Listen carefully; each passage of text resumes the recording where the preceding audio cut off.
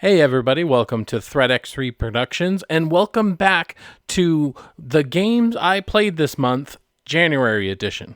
So it's been a little while since I've been making content. I've done a little bit stuff here and there with Mike, but it's been a while since I've done some content, and I've been looking for a way to get back into it. A lot of stresses in my personal life, like, not making enough money. So it makes me wonder, are we going to be okay? Normal things. But when I stress, it makes it really hard for me to content create. So I've been trying to figure out a way to get back into it. And this was one way we could get back into it. Plus, at the end, we're always going to do like channel updates. So it'll give me a chance to talk about games that I play throughout the month, but I don't feel like they deserve like maybe their own video. But I still want to talk about them in some way or shape or form. There's tons of times I'll play something on Game Pass, the Xbox Game Pass, but I have it on my PC. I play a bunch of those games, but then I never really talk about them. So this really just gives me an excuse to talk about games for a little bit and, basically make content, because there's so many things out there that I don't feel like doing the effort of a whole review, but something like this could be just fun just to talk about things I've been doing. So hopefully you like it, and if you do, I'm going to be doing it once a month, obviously, so come back to see what I played in February. But that's enough preamble. Let's get straight into it. So I started the month actually playing Indigo Prophecy. I had this idea of basically doing like a walkthrough, like kind of like the video essays that you see out on the internet where people go through the story and maybe they point out things that are funny. And so I started doing that. I was having fun with it, but it ended up being way more the work than I thought it was originally. So this is a project I hope to come back to later. So that aside, playing Indigo Prophecies was just such an interesting experience because it's one of the first type of games like it, in the sense of that it's like a narrative driven and it's this murder mystery, but you're the murderer. So it's really interesting, and I forgot just how much I like it. A lot is dated because it's a PlayStation 2 game and I'm playing it on my PlayStation 5. So it is dated, no doubt about that. But still, there's just a lot about it that is very enjoyable, and I just had some good times on it. I then played Star Wars Jedi Fallen Order. I played just a little bit of it. I'd like to get back to it, but I'm struggling between, do I replay it before the next one comes out or not? Because part of me is like, well, I want to finish the whole thing because I don't think I ever technically beat it. But then the other part of me is like, well, if I play too much of it, is that going to burn me out on the next one? So I'm not too sure. Then I played Earth Defense Force Minecraft. I don't know, man. I don't know what it's called. I'm going to have it up on screen right now. It's Earth Defense Force, so I'm shooting ants and robots and spiders and stuff like that, but it looks like Minecraft. This is a cute little game. I mean, it's just taking Earth Defense Force, but making it super blocky. So other than if you, for some reason, prefer blocky graphics, I don't know why you wouldn't just play the other version of it. I mean, it's cute. It's something I guess you could play if you have a kid or something, so you don't have to worry about these quote unquote realistic looking spiders. They don't look realistic, but realistic-ish. So maybe it's something you don't have to worry about a 5-year-old getting really scared because, oh no, there's a spider on screen. It's like, well, this is the blocky spider, so I don't know. It's okay. We're doing a replay through all the Resident Evils, so I played Resident Evil 0 and Resident Evil 1. This was a trip because obviously these were made way back in, the first one was made way back in the 90s, then remade in the 2000s, and then I believe Resident Evil 0 was made sometime in the 2000s. But these are like classically made. So we're talking like tank controls, and we're talking about when you're aiming, you're not like aiming over the shoulder or anything like that. So these were a trip. We're doing it as this kind of, we're ranking them. So I was replaying them for that specific reason. So I'm trying to be critical, but not too critical, because obviously these came out so long ago that, is it fair to judge them on that? I don't know, but yeah. So you'll see the ranking coming up soon, where we'll actually talk about the story and everything. But yeah, I enjoyed it, but it was kind of just like, I kind of can't wait to get to the newer stuff. Then I played a little bit of Axiom Verge 2. This was one of the PlayStation games of the month, and so it was like, it's free, so why the hell not, right? I'm kind of done with a lot of side-scrolling and, in general, 8-bit games.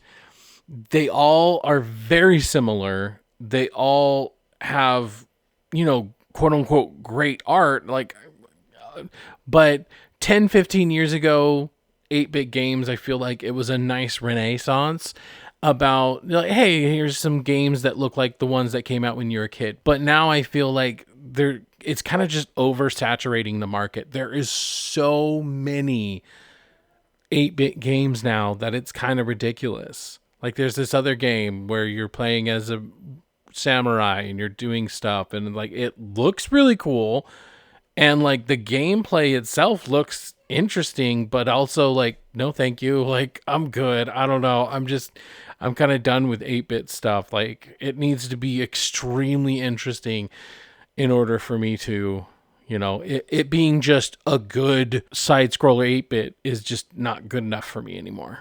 I got back into Spider-Man PlayStation 4 version.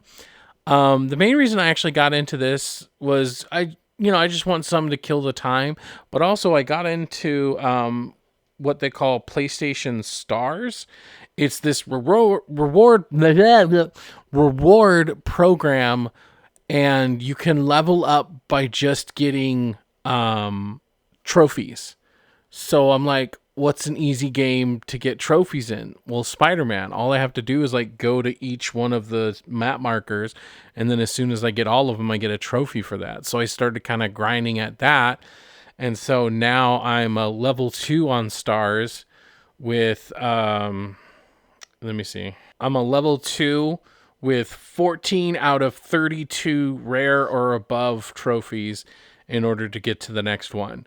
I've never been a trophy hunter, like, ever. Like, trophies in general have never really interested me in any sort of way. But with this new reward system, the more I level up, the more points I get, and then I use those points towards, I could use it towards like a $20 network card. So I'm like, okay, So it's actually gotten me into trophies like I've never been before. So it's like, okay, let's do this. Like, I'm actually kind of excited to, like, pop on Spider-Man when I just have nothing else to do. So it's an interesting trip, that's for sure. I played some more Elden Ring. I haven't beat Elden Ring in the traditional term, like, I haven't gone to the ending or whatever, but I've played so much of it that I played enough of it now where it's just, like, I'm just playing it to play it. I don't know how else to say it. Tribes of Midgard came out with a update. It's like the Season of the Witch or Witch Saga. And so they put some updates to the overall game, and they did some updates for the survival mode, which I like the survival mode, but at the same time, getting started can be extremely frustrating because, like, I think the hardest thing to do is to get armor. Like, so you're essentially naked with just a bow and arrow, because a bow and arrow, all you need is like wood, and so you can get that anywhere. So you can have a bow and arrow, and you might pick up some stuff from like an enemy, but you're pretty much stuck with a bow and arrow. And then the armor is like the hardest thing to get because you need like fur, I think. But fur you can only get in specific parts of the map, and those specific parts of the map are quite hard. and it would be really nice if I had armor to go to those places, but no, I need to go to those places in order to get the fur so that I can then get the armor. So getting started on the survival mode is really hard, but then once you get started, it's kind of just arduous. So it's hard. Tribes of Midgard, when it first came out, was just, in my opinion, just not that playable of a game. It wasn't until they started doing some updates to it that I'm like, okay, I actually really like this game now. And it's something that I can kind of just come back to from time to time. Then I played a game called Chasing Static. I didn't realize that the game was literally named, because you get to a certain point in the game and that's literally what you're doing. You're literally, sorry, I keep saying that, literally chasing static. So you have this radio device and you're supposed to go over here, pull it out, and then you go over here, pull it out, and oh, the static's stronger over here. Okay, over here, pull it out, or you can keep it out the whole time, obviously. The main reason I like this, or the main reason I even gave a crap in the first place, was because of the graphics. The graphics are actually, like, I really like this. You know, before I was saying I'm getting sick and tired of 8-bit games because there's just too many of them. I'm kind of ready to move on to the PlayStation era. I want the PlayStation era graphics. This reminds me of what if like Silent Hill was in first person. And so I'm really digging the vibes, and it brings me back to like when I was a child, you know, like, cause when I was a child, the 8-bit kind of was already done. When my very first console was actually the PlayStation. I had played the 64, I had played the Super Nintendo and the Nintendo, but those weren't like mine. Those were someone else's, and so I only played them from time to time. PlayStation was my very first console that was mine, and so going back to that era of game, but now with this kind of lens of new age kind of stuff, it makes for just an interesting play. So I had fun with it. I'd like to go back and finish it, but we'll just have to see. Then World War Z came out with a PlayStation 5 update, so I went and checked it out. I didn't really notice a difference. I'm pretty sure if you put side by side, you could analyze, oh, this, you know, but for me, I just really didn't notice a difference. And so that kind of sucked because, like, I guess one thing in particular, the hordes of zombies, when the hordes are at a distance, you can kind of tell they're more like sprites than they are like 3D. And it's only when they get close enough that they start moving like you think they should. So with the power of the PlayStation 5, it just would have been nice to see the hordes of zombies, especially at a distance when they're just like piling over like cars or piling over a hill or something. It just would have been nice to see more definition since we're playing on a more powerful. So I'm really confused. Other than like some background stuff that I don't really care about, what changed in the PlayStation 5 version? Again, I could probably go to their site and I could probably go, oh, this is what they changed. But for me, someone who just pops it on and just starts playing, I didn't see a huge difference. So that kind of sucked because it's like, I needed an excuse to just kind of go back to this game, and I don't know. I'll keep it downloaded for now, but as soon as I need more space for this or that, it's dead to me. It's going to be gone. Then continuing on with our Resident Evil playthrough, I started Resident Evil 2. I got through a major portion of it, but I didn't quite finish it, and I'm like, okay, I do eventually need to move on, so I have officially started the third one, Resident Evil 3, but I just haven't gotten that far. I think I've gotten maybe 30 minutes into it. So, and then I'd say the game that I played the most of is actually the DMZ, which is in Warzone, and I've probably played that the most this month. I've kind of reconnected with my brother. Not that we were ever disconnected, other than we We just didn't talk for a little while, not for any particular reason, but but I've reconnected with him. We've started playing DMZ because he's poor and he doesn't have PlayStation Plus like a normal person. So we have to play a free-to-play game and Call of Duty. Hey, let's play some Call of Duty, bro. So we play some of that, but DMZ I'm loving more and more. I'm a little disappointed that I've heard that they're going to completely wipe everything, but hopefully that means something really nice and new is going to be put in its place.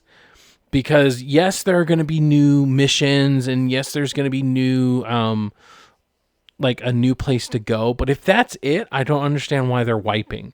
Like, they better be wiping because there's going to be, like, new mechanics in our, like, stashes. Like, maybe there's going to be new ways of upgrading some of our stash weapons. Because if not, again, why are they wiping us? They're wiping us so that they can give us more missions to then play through. And anyways, but I've had a lot of fun. That's the bottom line. I've had a lot of fun. We've had a lot of close calls. We've had a lot of clashes with other people or whatever. We've had a lot of clashes with other people. I just like DMZ way more than Battle Royale. I think it is right now we're going through like a renaissance, or we're going through a surge, I guess maybe is a better way of putting it. We're going through a surge of extraction shooters. And I think that it just makes sense. In Battle Royale, you drop in, you have to get new weapons, and even if you make it all the way to the end and you're the last one standing, you have to do it all over again. So you have to drop in, you have to grab new weapons. Maybe this time you're not able to find as good of weapons and you end up getting killed like seconds after you hit the ground. It's not fun anymore. It's actually quite fucking annoying. And it's just, I don't like a normal Battle Royale now, because now I have something like the DMZ. That's what I want. I want all Battle Royales to also have a DMZ. I like playing Battle Royale every once in a while, but this just seems more exciting. And like, the way I can put it the best is, when you're playing Battle Royale, you can kind of move from one section to the other. Depending on where you land, you can go from one section to another and not even really see anybody. But in DMZ, they added in player versus environment, PvE. And so now there's kind of always something to do. You can go a couple of blocks and there's an AI, so you can shoot them. You can go a couple more blocks, there's an AI, so you shoot them. There's a whole bunch that just come down in a helicopter, so you get rid of all them. You go grab a mission. When you go grab the mission and you go to the mission area, usually it spawns in new enemies. Meanwhile, the entire time you're also having to worry about other players. And I feel like the engagements that I get in DMZ are just, they feel more intense, because I know that if I get killed, all the equipment that I have either gotten throughout the gameplay session, or that I've had from previous game sessions and brought with me into the current game session, all of that will be taken from me. And so that extra little bit just makes engagements just so much more meaningful. Because in a Battle Royale, when you die, you just load up another one and you go right back down and you start the endless wheel over again. But in DMZ, being able to take your gun with you is really cool. And the fact that, like, well, wouldn't that make it unbalanced? Well, no, because I feel like the AI is difficult enough that you could just be killed by AI. You could just be flattened by them. And so adding in the AI, yeah, sure, I might have like the best sniper in the game that will take them all out in one hit, but I can still be taken out by just a grunt. And I really like that. I think it adds so much more to the experience. And because of how hard an AI is in the DMZ, I've actually played Warzone and I'm actually way better at it, because I'm getting more practice with with characters that know exactly where I am, and their accuracy is ridiculous. So having to play that way with AI, I feel like actually makes me better when I go up against real people, because the amount that you have to keep your head on a swivel in DMZ, I feel like can be 2 to 3 times more than you have to in Warzone. So yeah, I can't wait to see. They're going to be redoing season 2, so they're going to be doing the wipe and new things. I can't wait to see what they're going to do. Hopefully they take the beta tag off. I feel like the beta tag is just an excuse for people to go, oh, it's just in beta. It's like, it is, but also, let's make some things final. Let's make it good. All right, so that's all the game. All right, so that is all the games I played in January. How many of them did you play? What did you think about the games, I guess? I don't know, anything like that. The end of each of these videos is basically going to be just like a channel update. Like, this is how the channel's going. This is what we hope to do in the future. Things like that. So right now, like I was kind of alluding to before, it's been hard to make content just myself because we're actually getting ready to move. So there's just a lot of things I feel like is up in the air. So I'm going to do my best, especially February. We're going to have like Hogwarts. I would really like to do a review specifically on that game. We have Destiny. I would like to do another video on Destiny. I did one like almost a year ago, and now they're coming out with another expansion. So I'm kind of like, okay, maybe I'll actually buy this one, because the last one I didn't buy. Even though I did a video kind of leading up to it. Whereas this time I'm like, okay, I actually want to get it. So we'll see about that. But aside from that, we are going to be creating a brand new channel just for me and Mike. It's going to be the Nick and Mike show. And I mean, the main reason I wanted to do this is so that we could have something separate that's just for Nick and Mike. I feel like it's hard. It's hard for a new person to come on to an existing project and not feel like they're just piggybacking, or they're just waiting. And I don't know how to put it. Like, I want Mike to feel like this is his thing just as much as it is mine. But it's hard to do that on ThreadX Productions, because ThreadX Productions has been around for 7 years. We have a particular way of doing reviews. We have a particular way of doing commentary or some, So like, I had a discussion with them. I'm like, I think we should create a new channel. So there you go. It's going to be the Nick and Mike show. We're going to have a podcast, Nick and Mike. We're going to have a podcast, Nick and Mike's Couch Corner. And so, yeah, we're going to talk about video games and maybe movies and whatever we feel like that particular week. And that's going to be coming soon. In February, I do hope to get at least a few reviews out. But worst case scenario, we're going to keep doing some of the fun videos like you've seen, hopefully the one where we just react to video games, what the fuck is this game? So I think we're going to keep more fun games here, or fun videos here, and maybe reviews here. And then we'll do more of the podcast kind of stuff on the other channels. So you can kind of still expect similar stuff that you've been getting, but now it's just, now it'll be different. It'll be different, but it'll also sort of just be the same. So, all right, guys, thank you guys so much for joining me on this inaugural episode of things I played this month. I think we'll definitely have plenty to talk about. Like, one thing coming on Game Pass I know is like Atomic Heart. It's a first-person shooter where there's like Rubits and stuff. And this is a game that looks really interesting, but I don't think it would be one that I normally get. So thank God for Game Pass, because it's definitely one that I'm actually excited to play specifically for that reason. So, hey, all right, plenty to talk about in February, so keep your eyes here. Thank you guys so much. Subscribe, like, put a comment down below. All that helps the algorithm. It really does, and it hopefully makes this more discoverable. So anything you can do, it's free, so why the hell not, right? Okay, all right, thank you guys so much, and you have yourself a good day.